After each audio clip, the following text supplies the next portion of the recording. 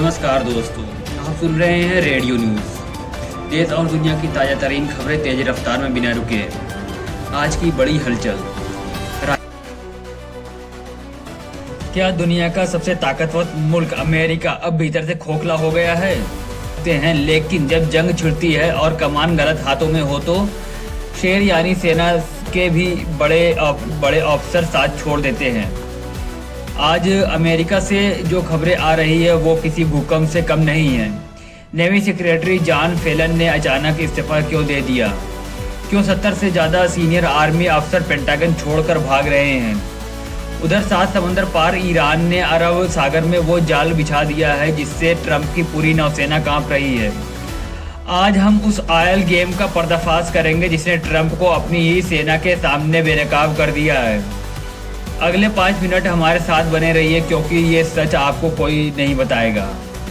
America के रक्षा मंत्रालय यानी पेंटागन में इस वक्त सब कुछ ठीक नहीं चल रहा है। खबर है कि ट्रंप ईरान पर परमाणु हमला करने का मन बना चुके हैं और जब उन्होंने न्यूक्लियर कोड मांगा तो सेना के अफसरों ने कमरा बंद कर उन्हें बाहर कर दिया। सेना का साफ कहना है ईरान से हमें कोई खतरा नहीं है, तो हम अपने जवानों की शहादत क्यों दें?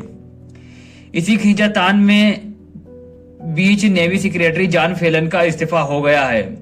कुछ लोग कह रहे हैं कि उन्हें निकाला गया है, कुछ कह रहे हैं कि वो खुद भाग गए। लेकिन हकीकत यह है कि ट्रंप की अप्रूवल रेटिंग गिरकर 30% पर आ गई है। 77% स्वतंत्र अमेरिकी नागरिक इस जंग के सख्त खिलाफ हैं। पीटर हेक्सेथ जिस तरह से पुराने अफसरों को निकाल रहे हैं उससे सेना के भीतर असंतोष की आग भड़क उठी है। क्या इजराइल के इशारे पर ट्रंप अपनी ही सेना को तबाह कर देंगे? ट्रंप को लगता था कि वो हार्मुज की नाकेबंदी करके ईरान का गला घोंट देंगे, लेकिन ईरान ने नहले पर दैला कर दिया।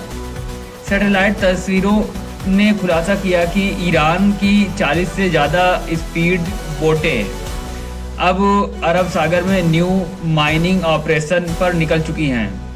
यानी अब सिर्फ हॉर्मुज ही नहीं, पूरा अरब सागर बारूदी सुरंगों से भरा पड़ा।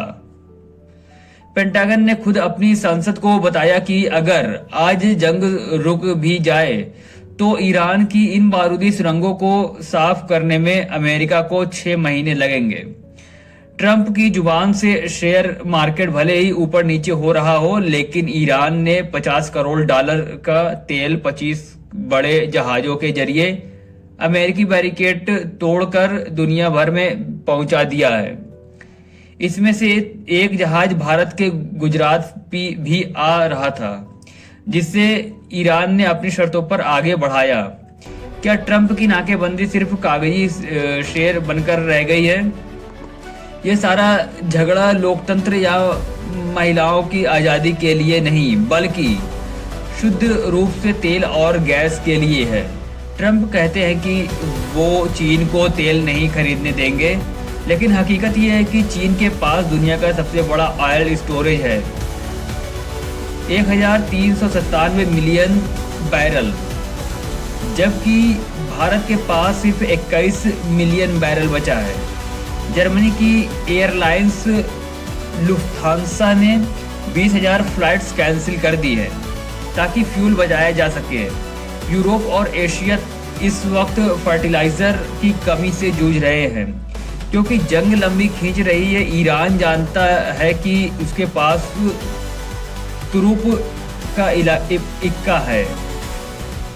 उसने 45 सालों में अपनी महिलाओं को PhD और वैज्ञानिक बनाया है जिन्होंने वो मिसाइलें और ड्रोन तैयार किए हैं जिससे आज अमेरिका घबरा रहा है। ईरान आज दुनिया की चौथी सुपर पावर बनकर उभरा है जिसे न तो नाकेबंदी डरा सकती है और न परमाणु हमले की धमकी।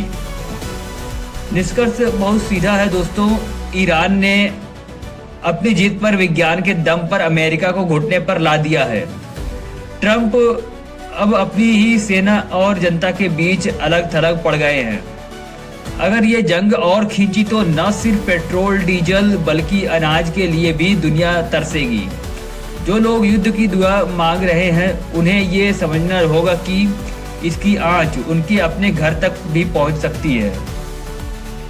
क्या आपको लगता है कि ट्रंप वाकई ईरान पर हमला करेंगे, परमाणु हमला करेंगे, या अपनी गिरती साख बचाने के लिए सिर्फ बयानबाजी कर रहे हैं? इस वीडियो में इतना ही। बने रहिए अगले अपडेट के लिए, तब तक के लिए धन्यवाद।